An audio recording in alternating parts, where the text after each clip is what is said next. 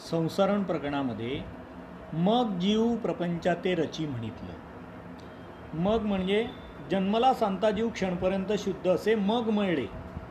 जन्मला Santa म्हणजे जन्मला असता म्हणजे मायेने तम प्रदेश स्वरूप गर्भाच्या बाहेर चैतन्यांश लावून चैतन्यमम बुजून त्याला आद्यमळ लागून बाहेर हरित स्वरूपाच्या आश्रयाने आणला असता.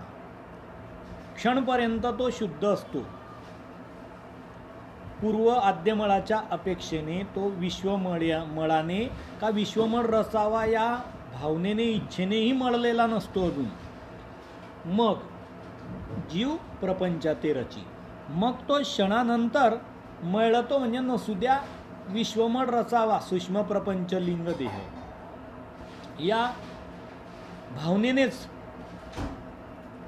इच्छेने धारणेने तो मलिनत्वाला प्राप्त होतो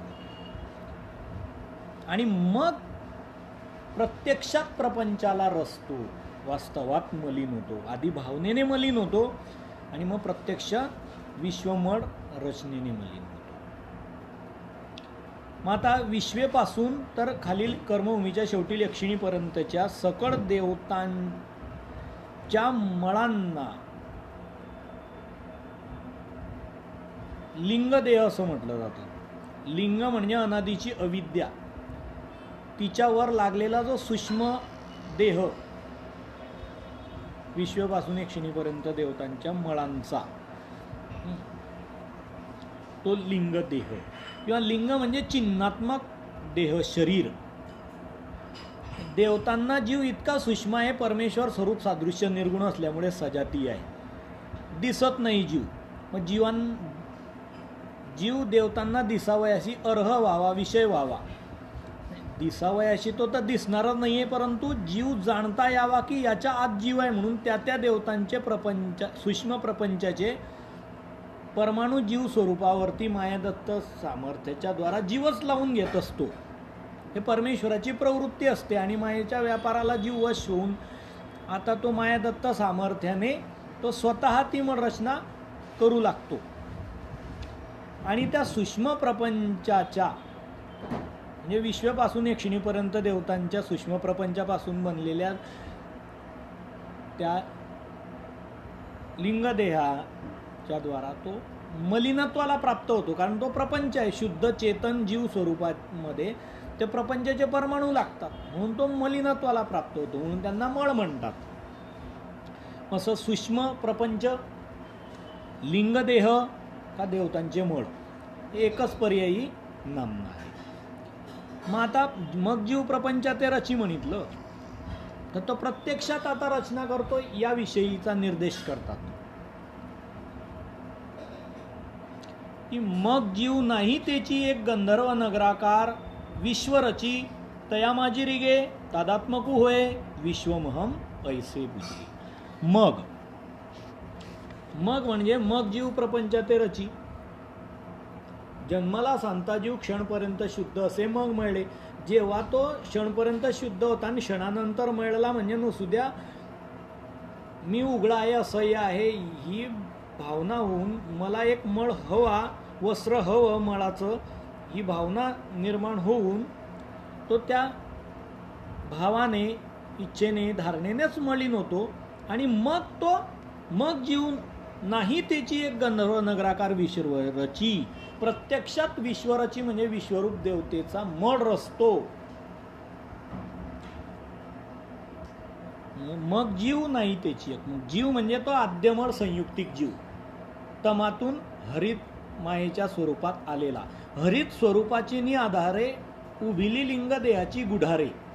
हरित स्वरूपाच्या आश्रयाने पटांगणात मैदानात आल्यानंतर समग्र जीव अनंत जीव लिंगदेहाचा गुढारा उभारतात आपल्या स्वरूपावरती. तो मायादत्त सामर्थ्याच्या द्वारा तया सामर्थ्याती ते सामर्थ्य तो भावना बाळगतो नुसती तशी रचावा.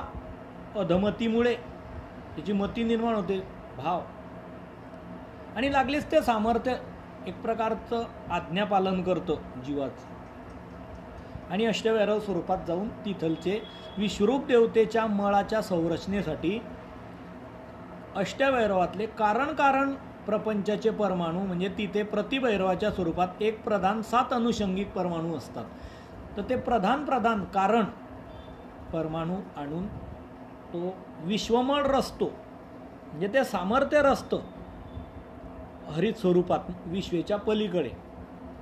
आणि मग ते विश्व रची म्हणजे विश्वमळ रचल्यानंतर तो सूक्ष्म प्रपंच, कारण प्रपंच, विश्वाख्य प्रपंची भूते तन्मात्रा, विश्व अशी अख्ख्या ज्या प्रपंचाला आहे सूक्ष्म,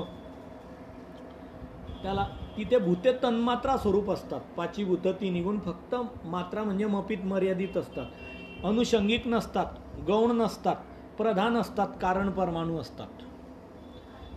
त्याचा तो विश्वमळ रचतो. तया माझी रिगे, तो अधमतीमुळे रचतो आणि अधगतीमुळे रिकतो. का रची? जे अधमती अधगती अधरती म्हणून रची. अधमतीमुळे रचतो, मत होतं त्याचा भाव, धारणा, इच्छा. आणि तया माझी रिगे ते अधगतीमुळे शिरतो आणि तादात्मक होय तो अधरतीमुळे. तिच्यात तद आत्मक तो मळ मीच आहे या भावनेला तो एकरूप करून टाकतो, होऊन जातो तो. त्याची ती स्वरूप संभावना जाय तशी अविद्याश्रित अधमती त्रयांमुळे तो अज्ञान आहे आणि अधीन होतो, म्हणून तादात्म्य पावतो, एकरूप होतो, म्हणून तादात्म्य होते. विश्वमहम ऐसे बुझे, आणि अहम विश्व, मी विश्वच आहे असं बुझतो, म्हणत नाही, बोलत नाही. बुझणे म्हणजे समजणे. बुझ हा शब्द समजण्यावाचक आहे. जशी भावदशा त्याच्या आत निर्माण होते.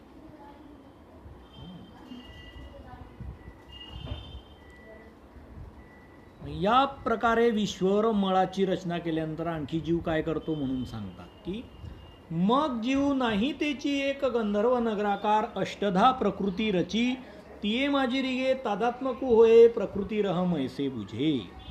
मग जीव, मग म्हणजे विश्वमळ रचल्यानंतर त्याच्यात शिरकाव करून तादात्म्य पावल्यानंतर विश्वमहम बुजला की जीव काय करतो? विश्वमळाने संयुक्तिक असलेला जीव नाही त्याची एक गंधर्व नगराकार, नाही त्याची एक म्हणजे पूर्वी नव्हतं अस्तित्वात असं इंद्रजाळाप्रमाणे गंधर्व नगरची इंद्रचंद्राधिक देवता जिथे जातात तिथे डावात फिरवल्यानंतर आपल्या सामर्थ्याच्या द्वारा नगराची उभारणी करतात. का गंधर्व देवता त्या नृत्यनाट्य गायनादी कलेच्या अधिष्ठात्री देवता जिथे गेले तिथे एखादं नगर उभारतात सामर्थ्याने, आणि परत ते आपलं कार्य संपुटात आलं म्हणजे हात आवरून घेऊन ते नगर अदृश्य करून टाकतात. असा हा प्रपंच गंधर्व नगरीच्या हस्तीप्रमाणे आहे की आज आहे आणि उद्या नाही, काल नव्हता आज आहे आणि उद्या नाही, म्हणून तो त्याला गंधर्व नगराची उपपत्ती दिलेली आहे. तशी हे धनगर समाजाचे लोक असतात, यांचे पडाव गावोगावी ते मेंढ्यांचे कळप घेऊन जातात. आता पाल तर आता नाही आहे तिथे, आणि लागलीच तिथे आल्यानंतर त्यांचं नगर वसतं तिथे राहायचं, आणि लागली काही काळानंतर पाहिलं तर ते नाही म्हणजे नसतं, तिथे अस्तित्वात नसतं, ते तिथून निघून गेलेले असतात. नाही त्याची एक गंधर्व नगराकार, पूर्वी अस्तित्वात नव्हतं असं एक गंधर्व नगराच्या प्रमाणे तो विश्वर असतो. त्याप्रमाणेच अष्टधा प्रकृती रची, अष्ट म्हणजे 8-10 म्हणजे प्रकारची प्रकृती, म्हणजे प्रकृती मळ म्हणजे प्राकृतिक मळ, म्हणजे मुळात जसे अष्टवैरव स्वरूपात कारणात परमाणू आहे, एक प्रधान 7 अनुषंगिक, तसेचे तसे परमाणू घेतो. कारण विश्वरूप देवतेसाठी प्रकृती मळ नाही घेतले जसेचे तसे, फक्त कारण घेतले, प्रधान परमाणू घेतले, अनुषंगिक जे होते 7 ते नाही घेतले, ते सूक्ष्म परमाणू घेतले, तो सूक्ष्म मळ तयार केला. आता हा 8 पटीने अधिक ढोंगळा मळ तयार होतो, म्हणजे जाळा भरडा मळ तयार होतो, कारण हा प्राकृतिक मळ आहे. स्वाभाविक जसे अष्टवैरव स्वरूपात होते नैसर्गिक रूपानं मूळचे अष्टवैरवाचा तैपाची होते ती निघून एक प्रधान 7 अनुषंगिक, एक कारण 7 समळ, ते रची म्हणजे रचतो, म्हणजे परत पुन्हा त्याला पूर्ववत वासना निर्माण होते, इच्छा विश्वमळाच्या पश्चात, की मला एक मळ हवा, उघडा असह्य भाव होऊन मग ते सामर्थ्य तिथे अष्टवैरावात जाऊन ते अष्टवैरातले प्रकृती मळ घेऊन त्याला जोड देतो हरित स्वरूपात घेऊन आणल्यानंतर. मग जीव त्याच्यामध्ये ती आहे माझी रिगे, तो प्रकृती मळ रचला सामर्थ्याच्या द्वारा की त्यामध्ये जीव अधगतीमुळे शिरतो आणि तादात्मक होय, अधरतीमुळे रममाण होतो. म्हणजे त्यामुळे तद म्हणजे त्या प्रकृती मळामध्ये आत्मकत्व पावतो, आत्मवत अनुभवतो त्याला. प्रकृती रहम ऐसे बुझी. आणि त्यामुळे काय होतो परिणाम, मी प्रकृतीच आहे. म्हणजे अष्टवैरव नामक देवतांचे जे मळ आहे, प्राकृतिक मळ, ते मीच आहे. हा भाव जीवाच्या स्वरूपी जाणीवेला उदयाला येतो. तर प्रकृती मळ रचल्यानंतर जीव काय करतो त्याविषयी सांग की मग जीव नाही त्याची एक गंधर्व नगराकार अनेकदा विकृती रची, तिये माझी रिगे तादात्मकू होय, विकृती राम ऐसे बुझे. मग म्हणजे प्रकृती मळांनी संयुक्तिक असलेला जीव नाही त्याची एक गंधर्व नगराकार, गंधर्व नगराच्या प्रमाणे जी उपपत्ती दिली त्याप्रमाणेच अनेकधा विकृती रची, अनेकधा म्हणजे अनेक प्रकारची, अनेक वेळेला विकृती रची. म्हणजे अष्टवैरव देवतांच्या खाली सत्यकला शिराब्दीचा नारायणाचा 1.25 लाख देवता आणि सत्यकला झुंडीच्या 9 कोटी देवता, या दोन्ही स्थानीच्या 1.25 कोटी देवतांच्या मळांना विकृती मळ असं म्हटलेलं आहे. विकृत मळ म्हणजे जे प्राकृत होते, प्राकृतिक नैसर्गिक, तसे नसतात. त्याच्यामध्ये 8 पटीने अधिक परमाणू येतो अष्टवैरव स्वरूपातून, म्हणून ते धोंगळे जाळे वरडे होतात, म्हणून विकृत होतात, म्हणून त्यांना विकृती मळ म्हटले. हे शिराब्दीच्या नारायणाच्या मळासाठी तो अष्टवैरवांच्या मळांपेक्षा 8 पटीने अधिक मळ घेतो, 64, आणि त्याच्या पत्नी लक्ष्मीच्या मळासाठी आणखी 8 पटीने अधिक मळ घेतो, प्रधानासाठी आणखी 8 पटीने, अशा 1.25 लाख वेळा अधिक पटीने. मग खाली ब्रह्मा विष्णू महादेवाचे समान 3 कोटी मळ म्हणजे 9 कोटी मळ, 3 कोटी वेळा 8 पटीने अधिक, म्हणून ते विकृत होत जातात, जाडे होत जातात ते मळ. म्हणून अष्टवैरांच्या मळाला प्राकृत मळ म्हटलं, प्रकृती मळ.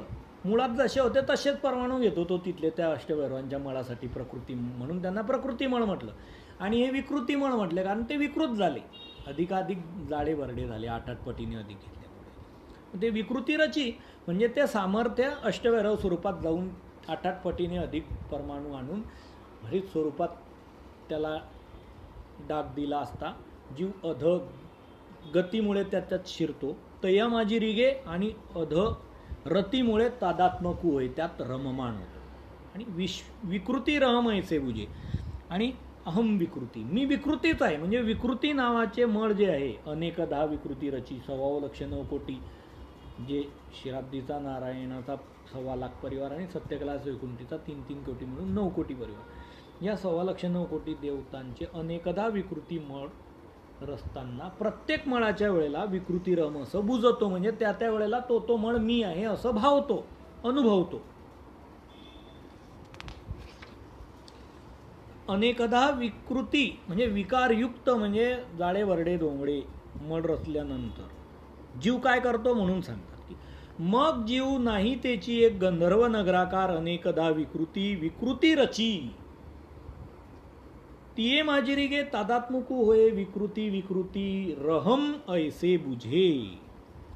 मग म्हणजे अनेकदा विकृती मळ रचल्यानंतर सत्यकला वैकुंठीच्या ब्रह्मा विष्णू महादेवाच्या 3 कोटी म्हणजे 9 कोटी देवतांचे मळ रचल्यानंतर शेवटच्या दारवण ठेकारापर्यंतच्या जीव नाही त्याची एक गंधर्व नगरकार, पूर्वी नव्हतं अस्तित्वात अशा प्रकारचं गंधर्व नगराच्या प्रमाणे अनेकधा विकृती रची. अनेकधा म्हणजे अनेक वेळेला, अनेक प्रकारचे विकृती विकृती म्हणजे द्विरुक्ती केली. विकृतापाहून विकृत आणखी म्हणजे जाळ्यापेक्षा आणखी जाळे. पूर्वी विकृत म्हटले ते जाळे झाले, आता विकृती विकृती त्यापेक्षा आणखी जाळ. म्हणजे अधिक प्रमाणात आता पटीने परमाणू घेत जातात. आता अनेकदा म्हणजे किती वेळा? 72 कोटी वेळा आता खाली. पूर्वी अनेकदा विकृती म्हटलं ते अनेकदा 1.25 कोटी वेळा. आता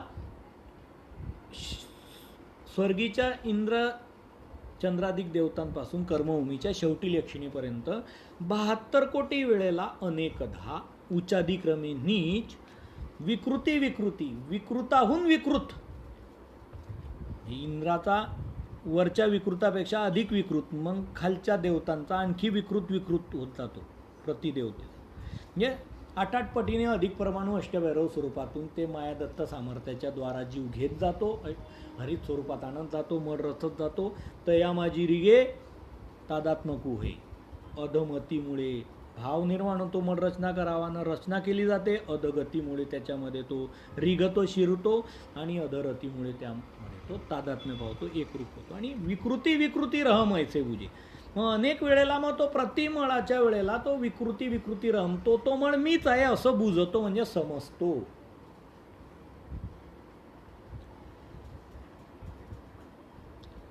मग अशा प्रकारे ही विश्वादी यक्षिणीपर्यंतच्या 81 कोटी 1.25 देवतांच्या मळांची संरचना झाल्यानंतर